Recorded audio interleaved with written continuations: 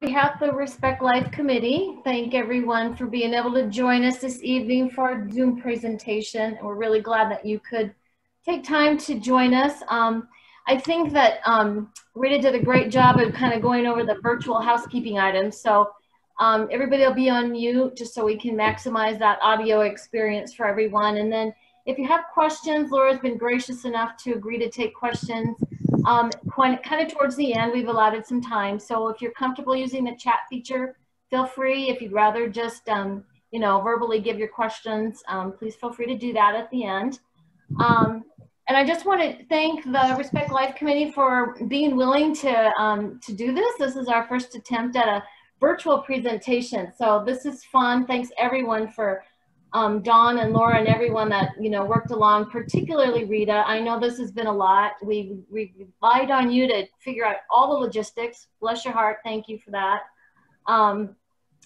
And so anyway, let me, without further ado, go ahead and introduce Laura Buddenburg, which I think probably lots of us on the Zoom probably know Laura, but she is the Executive Director of EPS currently.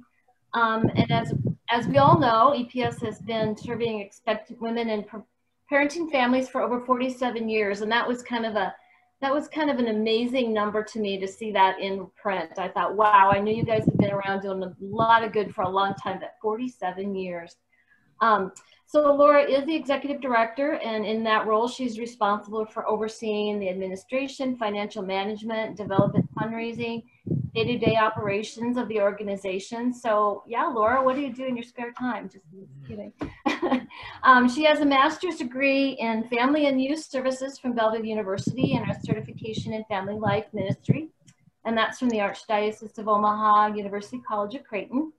She has extensive experience in strategic planning and problem solving, management, public speaking, and training, resource development, and delivery.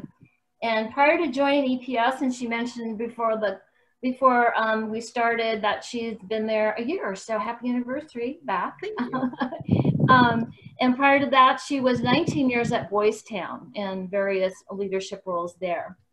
EPS is a 501c3 organization dedicated to helping expectant women and parenting families make life-affirming choices, love that, for themselves, their children, through medical services, education development, and professional counseling, material assistance, and resource information.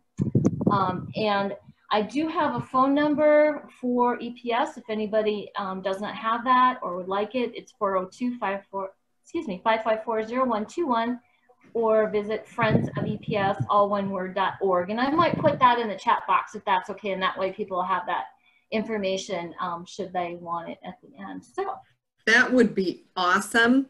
And also, if any of you aren't on our regular mailing list, particularly if we don't have your email, which is a great way to find out what we're doing, if you would put that in the chat box too, I'll get it from Rita or Mary, and we'll make sure to get you on the list. Also, you can like us on Facebook. So that's another great way to just keep up. Friends of EPS has a Facebook page. It's just a good way to find out what we're doing and what's happening. Perfect. Thank you, Laura. Thank you for joining, for being here. Take it away. Okay, I'm going to share my screen, and we're going to hope that this goes well. So we shall see. You never know. So I appreciate your patience. So as Mary said, I have been back at EPS now for about a year and a little over a year, and greatly enjoy being at EPS. So what I'm going to do tonight is just to share with you a little bit about our history, kind of what we're doing, how we got started, what it looks like now, and hopefully be able to show you some client testimonial video along the way, but we shall see. This is one of our beautiful EPS babies, by the way. Her mom came to EPS, chose life, and this is this precious little nugget who just melts your heart every time you see her. So we do, in fact, if you're looking at the short version of it, and this is that all of these are EPS babies, by the way, exist to provide life-affirming holistic support to women experiencing unplanned or under-supported pregnancies. EPS has been around for 47 years, and we plan to be around for 47, 50 more, really providing that all-encompassing, life-affirming support to women. Whether the pregnancy is unplanned and a crisis for that reason, and abortion is on the table as a consideration for her openly on the table, or whether she is in what we would call an under-supported pregnancy. In other words, you know, something is causing stress in her life around this pregnancy, whether it is a relationship, a lack of relationship, or a troubled relationship, whether she is financially needing extra support, whether she's dealing with some life trauma that's unresolved. Something in her life is just not, she doesn't have all the support that she needs. One thing you learn when you do this work for any length of time is that the woman who is in a crisis pregnancy may not look the way you think she does, right? Sometimes it is in fact the teenager, and she is socioeconomically deprived. She's afraid she's going to get kicked out of the house. She really is desperate and doesn't know what to do. Sometimes it's a young family and they're struggling financially, and one more baby, they just don't know how they're going to do it. Very often it is a career woman or a college woman who her life is on a certain trajectory, and then she says, you know what, this is going to really create an issue in my plans, and I don't know that I can do what I need to do and have this baby, and I feel desperate. So it can very well be the woman sitting behind you in the pew at Sunday Mass. You know, if you look at what the overall abortion statistics are, all of us know women who've had abortion, whether we're aware of that or not. One thing that I believe very much is true, and I've been involved at EPS and in pro-life service ministry for 35 years now, 35 years this month. No little girl dreams that she will grow up one day, become pregnant, and have an abortion. It is a failure of something for her, and it is painful and difficult. So the picture that I think, you know, being a girl who was born in '60 and kind of a teenager in the '70s, that abortion is this incredibly liberating and these really together women choose this so they can have their lives, is really not accurate. It is something that happens in despair. It breeds despair. It really is tough. And I say that having known now so many women, both through the ministry work, but in my personal life amongst friends and family, and what that does. So for EPS, it's important to know that we are not and never have been a political organization. We just have no politics. In the pro-life movement as a whole, we are the service arm of that. So our goal is really love to women, respect to women where they are, meeting them there, and letting them know that there is support and help if they want it. It is an incredible ministry to be engaged in. So all of us operate according to some very core values, and we flesh those out and we think about those in everything we do. You know, first of all, we are dedicated to life. So we believe in the beauty and sacredness of life from conception on. And we're also equally dedicated to mom's life. We don't think there needs to be a dichotomy between the two. In other words, the baby and mom do not need to be the enemies of each other.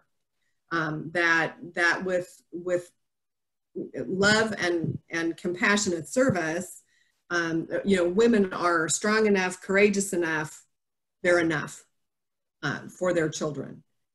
We also believe very much in honesty and authenticity. So if we can't back it up with research, we won't say it. We don't want to be doing or saying anything to a woman that is not absolutely true.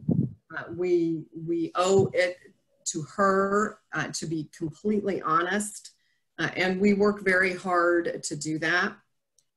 We are always respectful. You know, ultimately, at the end of the day, she is the one who chooses. And to meet her with respect and to appreciate her autonomy and to really listen and understand where she's coming from is very important. We strive for excellence in our works, and for this, you'll see, I'll share our org chart with you later, which is kind of mind-blowing even to me. But as the ministry has progressed, in order to really serve women well and with the quality we need, we operate with a large number of paid licensed individuals. So our nurses need to be licensed and specially trained in limited obstetric ultrasound.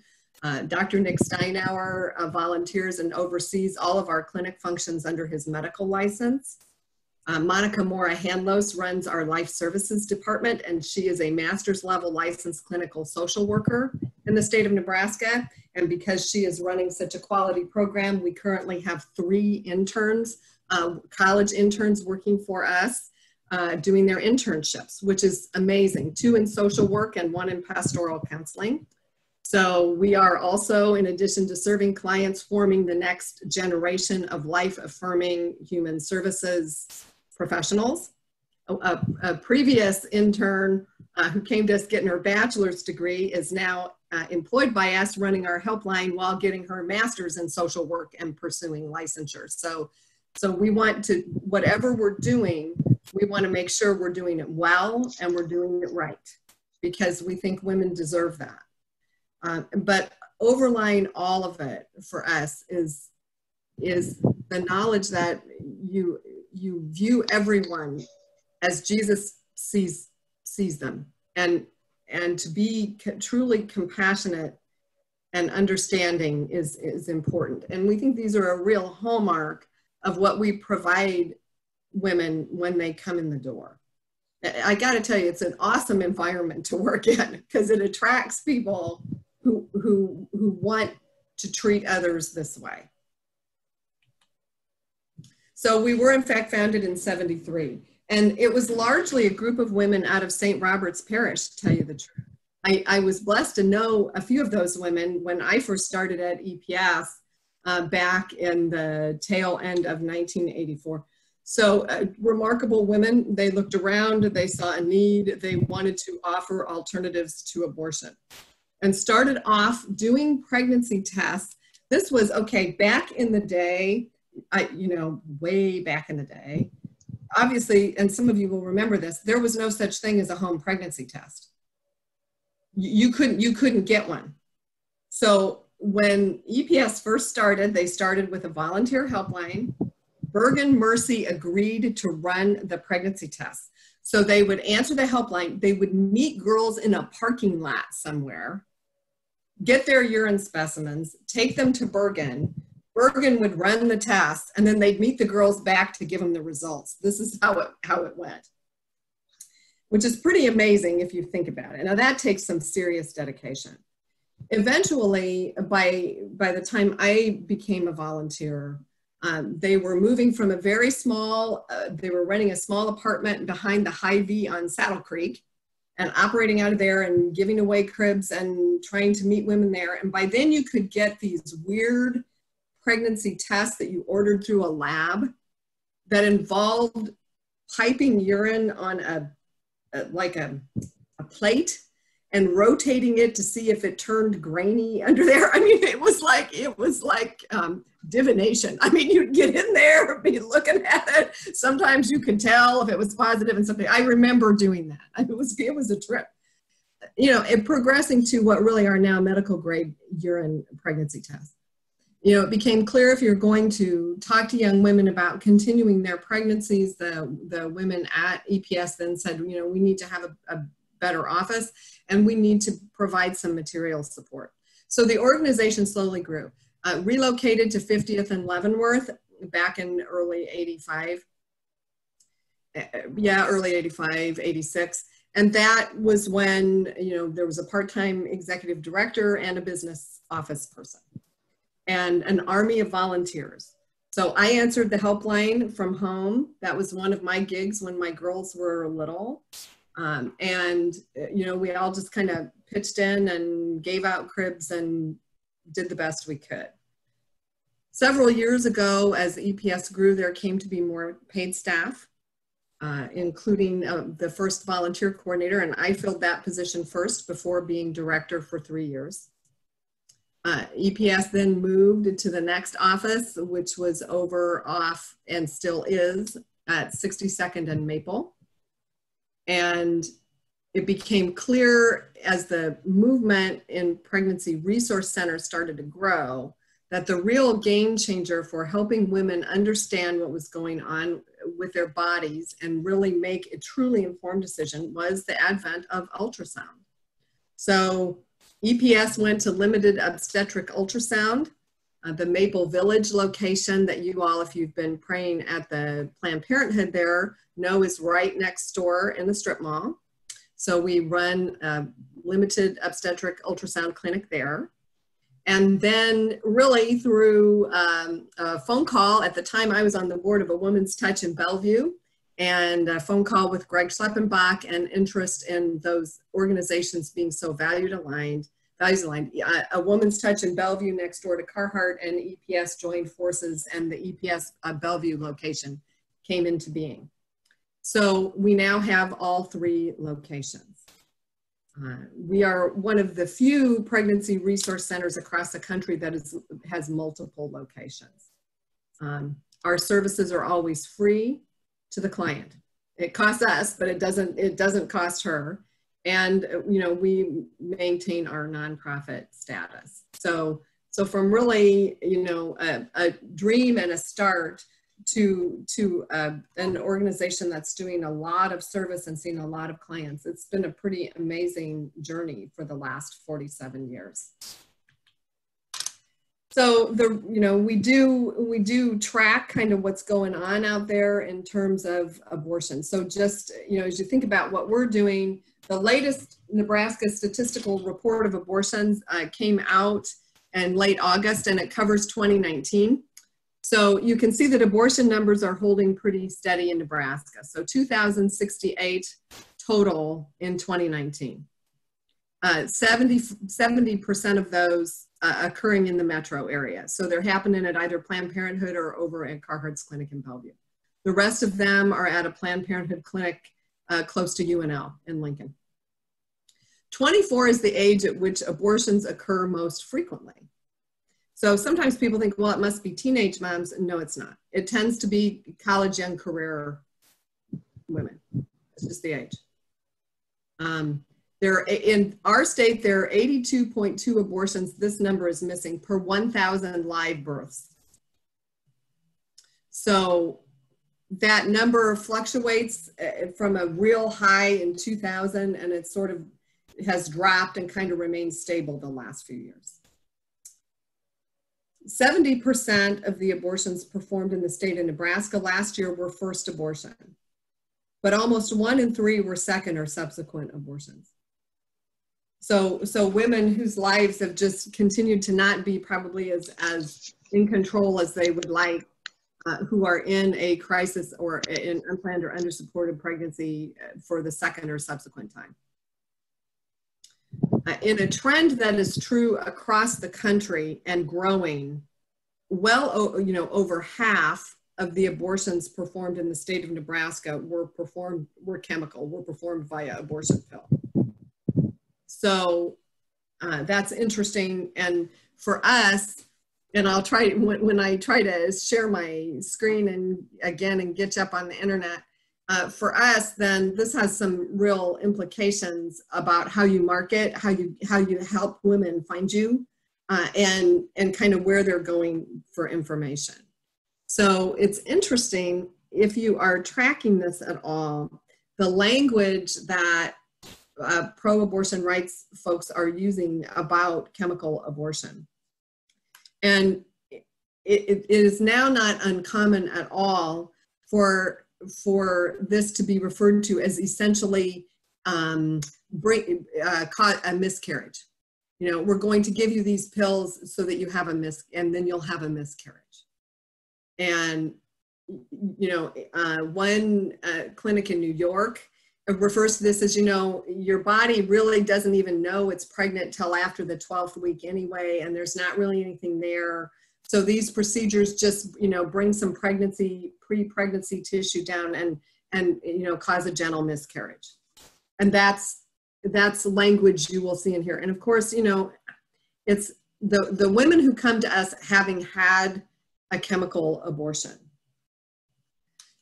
describe it as being, for the great most part, not all of them, but for the great most part, as being a very physically difficult experience. If any of you has seen the movie Unplanned, that pretty much jibes with how the women we talk to describe it, that it is a lot more physically wrenching and painful than they expected, but also that it is emotionally harder than they thought it was going to be. And it's being very widely promoted. Now in Nebraska, you can't do that. You cannot get the pills through the mail. You have to physically go and take the first of the 2-pill regimen in a clinic setting, and that's where you get the second one. Iowa has been part of a pilot project where it's all dispensed through telemedicine, and you don't have to actually, a woman doesn't have to actually go in a clinic. And there is definitely a movement afoot nationally to remove any restrictions and to insist. From our perspective, just from a straight women's health perspective, it's like, wow, there's a time limit on when that is even workable. It works. And if you are not required to have any kind of an ultrasound or check on how far along you are, or find out if you might have an ectopic pregnancy or any number of things, I think this has some real implications for women's health. Not let alone if you were to have repeated medication abortions, you're going into a perfectly natural, healthy body process that's set to roll them, and you're bringing it to an abrupt stop. You have to wonder down the road what that will do. And of course it is, and not to be taken lightly, these women are losing babies and also living with that. And these are the loss of children's lives. But if you're on the pro-life committee, you guys need to know this is what's out there and this is what's happening. It's not fun stuff to know, but in our ministry, we need to be aware. So our clinic services, just so you know, we offer medical grade urine pregnancy tests. And we also offer obstetric ultrasound. So when she gets to be about 7.5 weeks or so, you can actually pick up ultrasound. And we are super blessed to have 3 really high-grade ultrasound machines. We just got 2 brand new ones, courtesy of a very generous donor working in cooperation with Knights of Columbus, the state pro-life foundation for Knights of Columbus. So we have 2 hospital-grade, gorgeous ultrasound machines that also have Doppler function. So she can see the baby and she can also hear the baby. And those have just been awesome. It's fair for her to see her baby. It's just fair for her to know that. For women who are really in that undecided phase and having an undersupported pregnancy or an unplanned pregnancy, it makes a big connection for them to see and hear their babies. Then it becomes not just an academic exercise, right? It helps them understand what's happening. So now we are going to see if I can in fact show you a video clip that kind of illustrates what this means to a woman when she has that moment of pause and really is able to talk to a nurse and be in our office, and nobody tells it better than our clients do. So let's hope this works.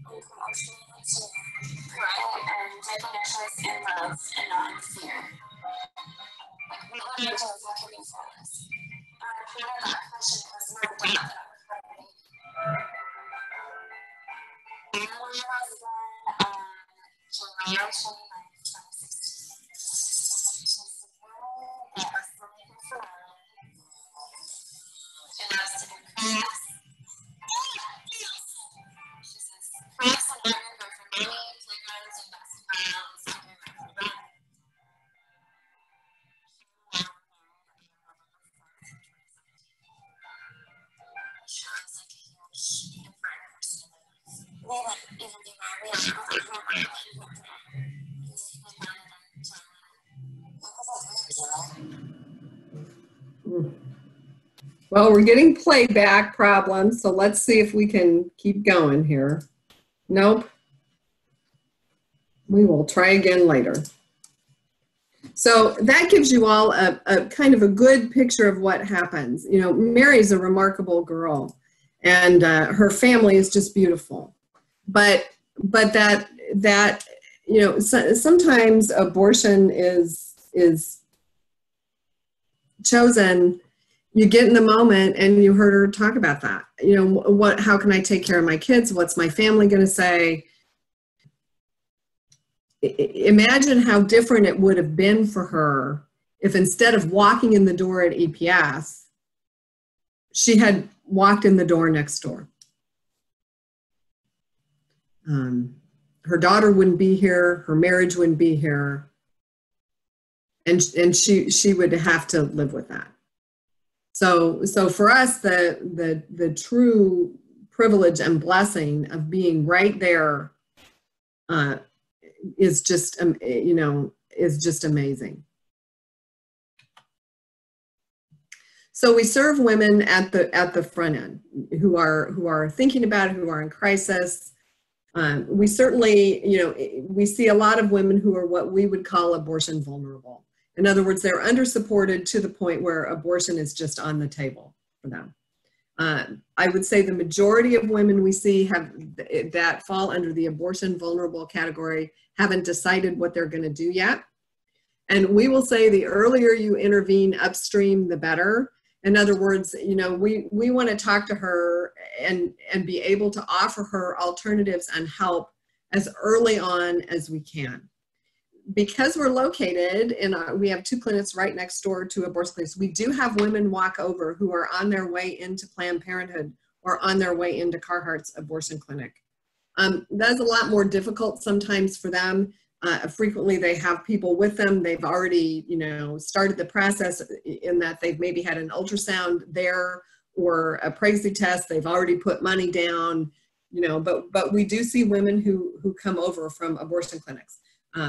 We think that's, you know, vitally important then to have that life-affirming presence next door. We think it's vitally important to be there, whether it's you know, regardless, because this is how we you know, stand as a witness for life and those alternatives, no matter what is going on. It's just really important. Now, once women have made a choice for life, or if they come to us and they just really need extra support, we have what we call our Beginning Essentials program.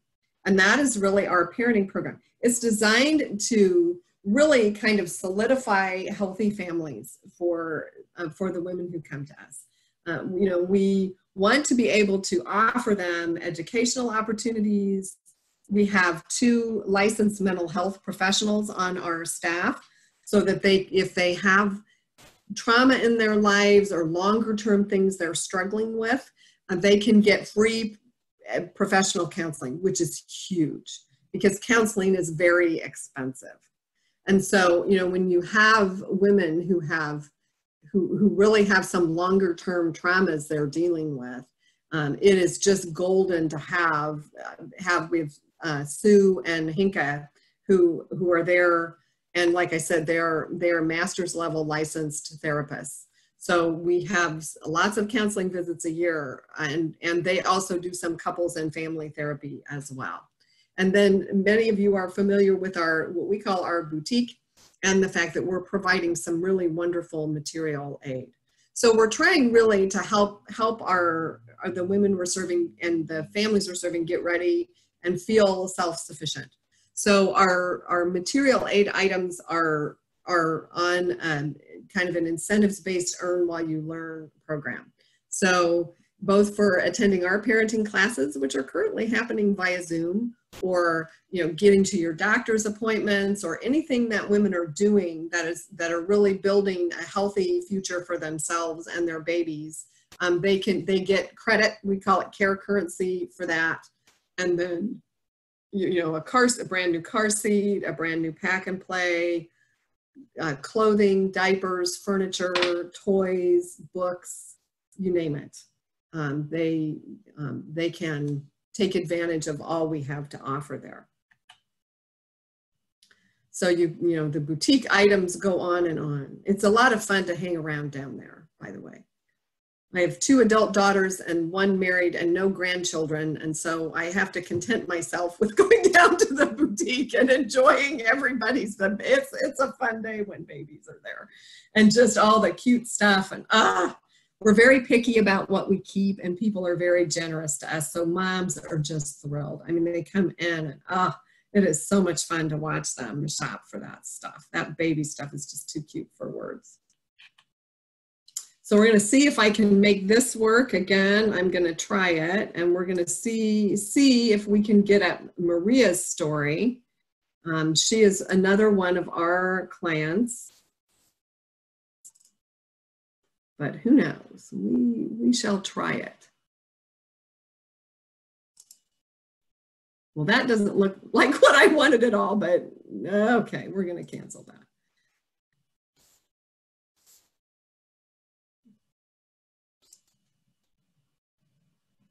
We do have a YouTube channel, and as you can see, I am taking you there, and there's quite a bit on there. Okay, let's see if this will work.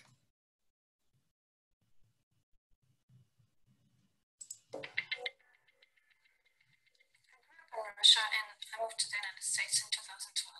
And then while I was here, I met my husband. He was working on his music project. Laura, we're not seeing the channel. Yeah, I don't know why you guys can't see it. Hopefully you can at least hear it.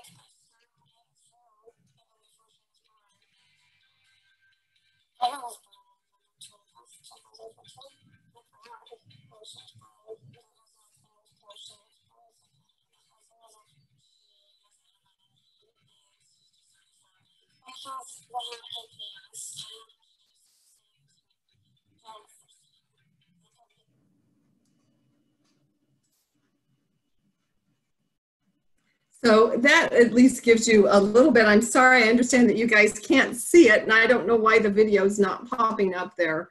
But when Maria says having EPS allowed her to be home the first year. That's very true.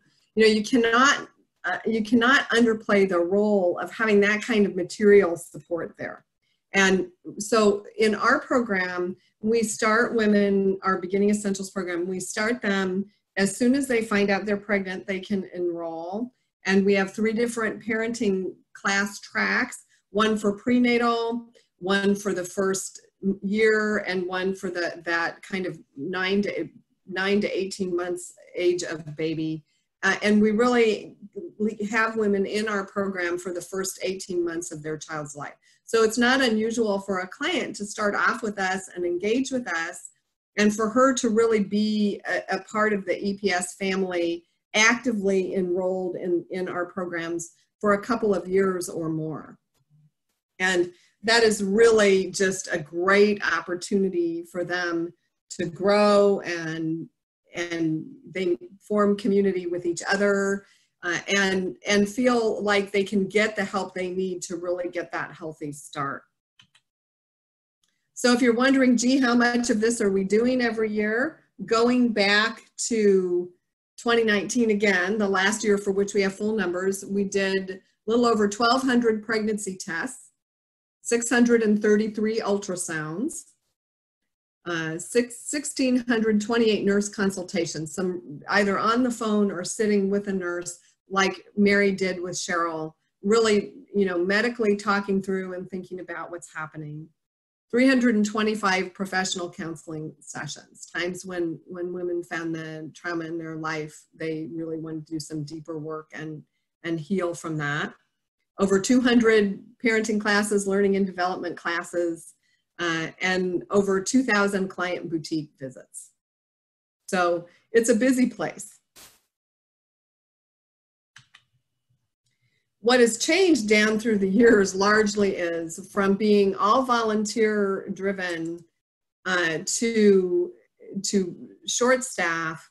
Our volunteers are still absolutely vitally important to what we are doing, that we cannot run without them. But to run 3 clinic locations and see and serve the number of women we do, you can see that the org chart is pretty elaborate.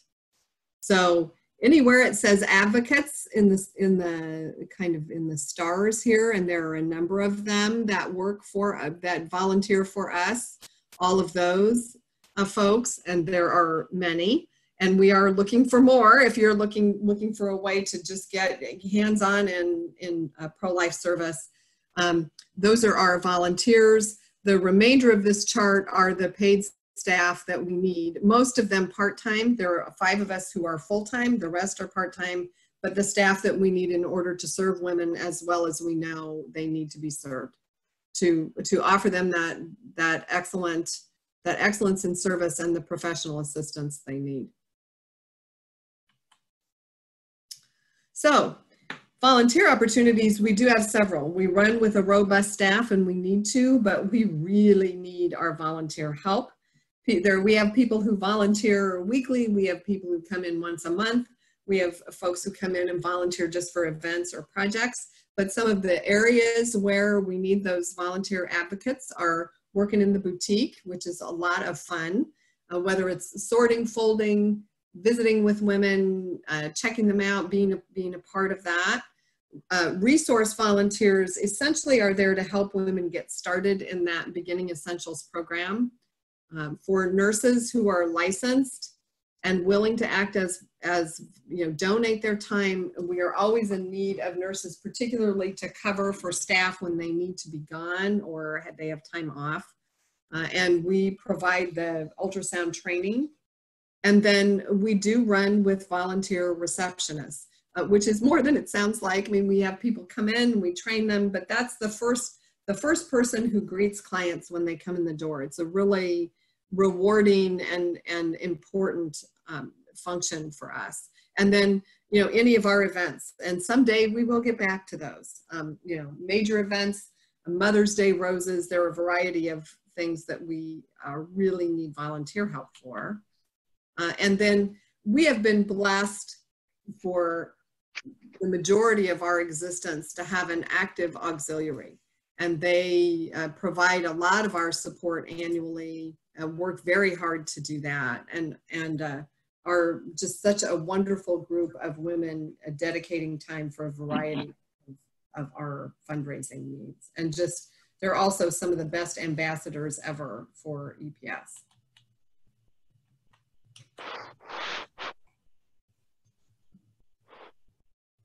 So as we get to the end of it here, whoops, you can see, as was mentioned, friendsofeps.org is really our website for supporters.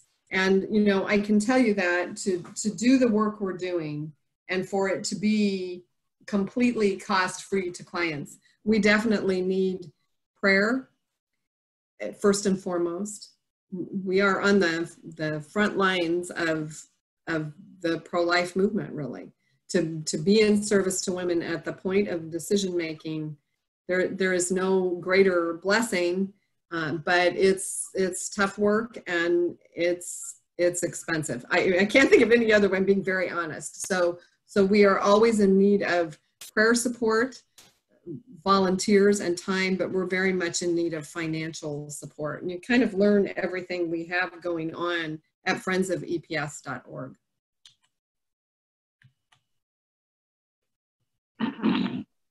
So we come to the end of the presentation. So I'm checking in the chat box to see, first of all, if there are any questions there. So where are the fathers in the process? I'm hoping, can you guys hear me here? Let me see if I'm not muted. Yeah, can everybody hear you. I think so. You know, we are not currently running a father's program. We have space limitations, but we hope to start one again. We really, now doing Zoom meetings, we have had dads participating in that.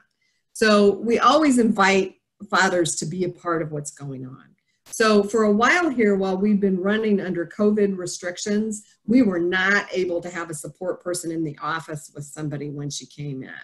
Now that in our current COVID protocol, we are back to having a support person come in. Everybody has to be masked and you have to do a temperature check and answer the COVID questions, but dads are welcome to be there. We always talk to her alone. You're never sure what a situation might be, but dads are definitely invited in. And we do have our professional counselors can do couples counseling and in fact are doing that.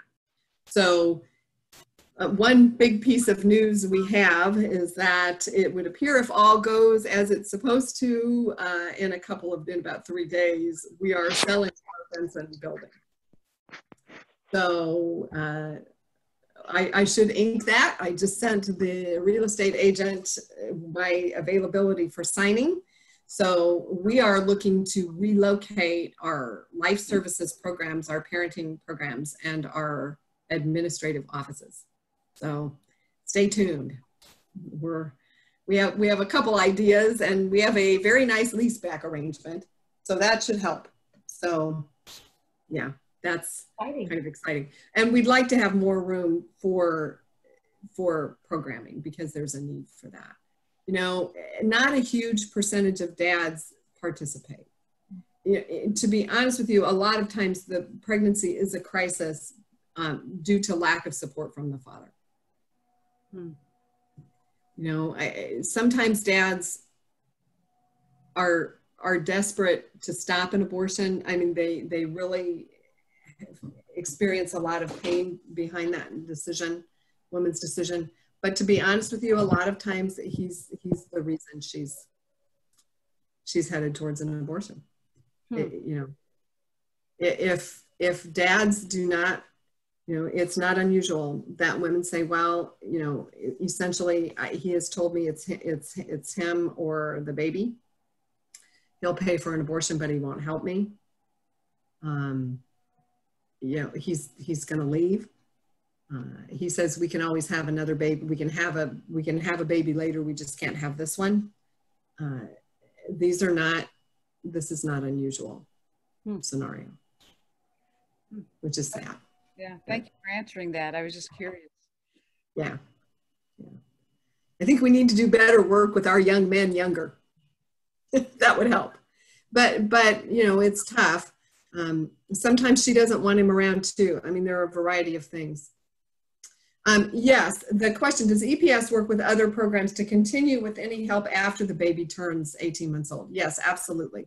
So part of what we have going on, and it's growing, is actual professional case management. And that's what we're teaching our interns to do. So what that means is where we have a gap, we network to get what they need.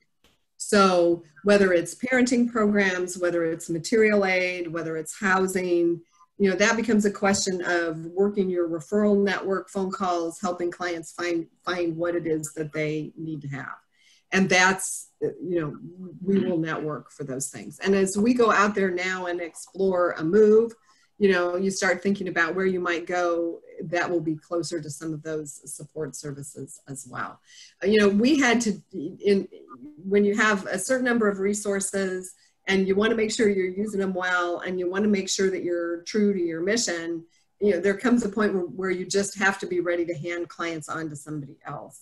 And so, you know, that's the role of case management, and it really is very individual. Sometimes clients, you know, like Maria's story, she and her husband really were financially struggling, and her mom was in Russia. She didn't have that kind of support. And so, you know, they participated fully in everything the entire time they were with us. And it really kind of got them over the crisis, and they were stable and things were going well, still doing very well. And honestly, they graduated from program. It's been great. Pop back in every now and then to let us know how they're doing. But it was that good foundation got them going. And we do see that happen with a number of clients as well. Yeah. What's the biggest way women hear about EPS? A couple of things. One is word of mouth, and that's certainly true for our human services, our life services programs, right? If women need help, they talk to other women. And we also get a number of other agency referrals, right? Catholic Charities, we have mutual referrals going back and forth quite a bit. Catholic Charities will refer women to us. Or we'll have, Sienna Francis will give us a call, for example, or, you know, they'll send people over. So that kind of thing happens. The women that are searching for abortion information and that are thinking they're pregnant, some of that is word of mouth. We have some billboards and bus benches, but one area where we have really had to up our game, and I will tell you guys, this is a significant expense, is online marketing. Okay, I will hold up my electronic tether, right? And by the way, John Corelli, you need to call him afterwards. He texted me. So if you're looking at, if you want information, let's face it, guys, for a lot of us, this is true for me. You're looking for information, where do you go? Do you go to the phone book? Do you call down to the World Herald and ask a question? Nope. You are going online, or more than likely, if you're out and about, you're going to Google it on your phone, right? You're going to ask, where's the address to that? Where do I go? Where do I get this information? In our case, where did we see that actor before? What show was he? I mean, anything you want, you're going to your handheld, or you're pulling up your iPad or whatever. This is very much true of the generation of women. Remember, the average age for abortion, or the age at which abortions are most often performed in this state, is 24. And really the big age gap is about 18 to 30.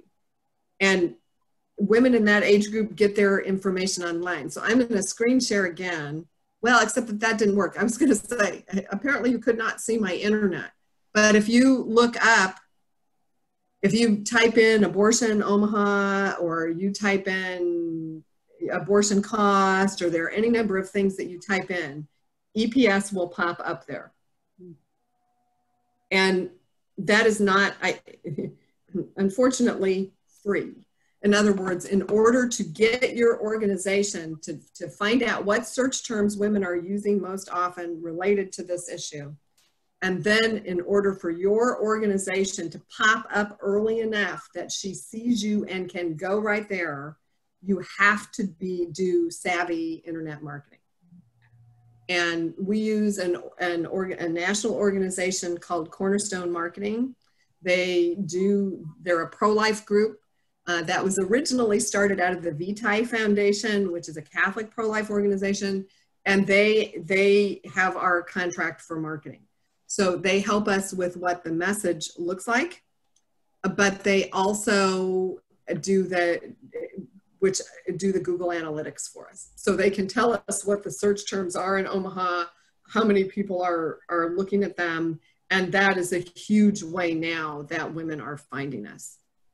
If they get to our website, either on their cell or their iPad online, they can actually click to make an appointment from there. They can click to text, and our helpline receives and answers text, or they can click and make a phone call as well.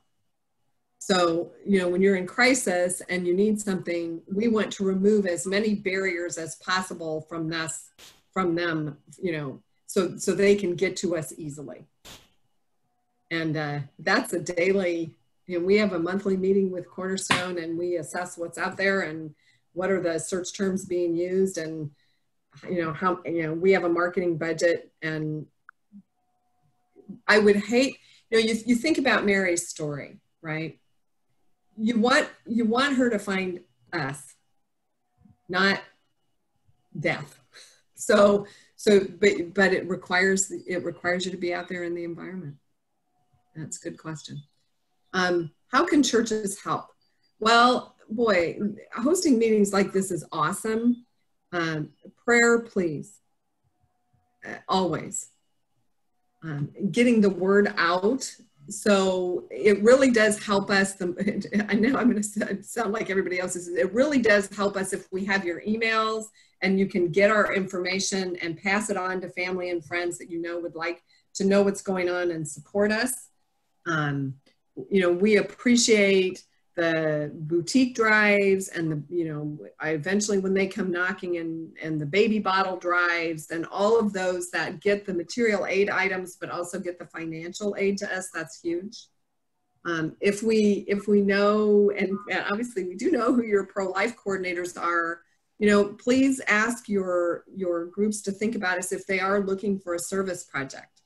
It's not unusual for us to have some project-based things, that we need help with.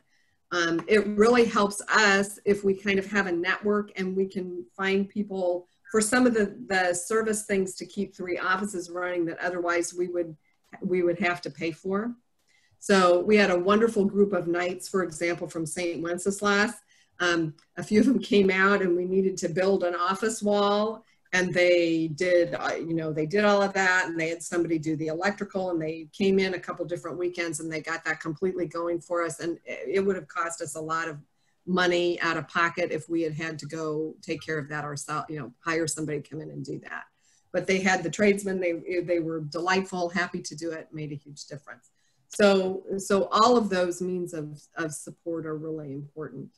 And just putting the word out in your networks, family and friends, if women are, if you know somebody who needs help, somebody who is in an unplanned or under-supported pregnancy, send them our way. We are there to help, and all of those things are vitally important to us. Yep. Any other questions? You're all so quiet. Are we anyone else? We'd have maybe 1 more minute for 1 more question, maybe. I don't want to hold everyone's time up. Be mindful. All right. Well, thank you so much, Laura, for being with us. Thank you. I'm sorry you couldn't see the video. I don't know what happened there, but at least hopefully you at least heard some of it. And thank you for letting me share about the work at EPS. We appreciate all the support we get. We cannot exist without it. And appreciate all the excellent work that EPS does. I mean, in our community, you guys have been, God bless you, you know, just this beacon of light and hope, you know, for women and babies in need. And, you know, so God bless you. That's what we strive to do. Thank you. That's what we strive to do. You know, at the end of the day, to build a culture of life, what is better than that? Amen.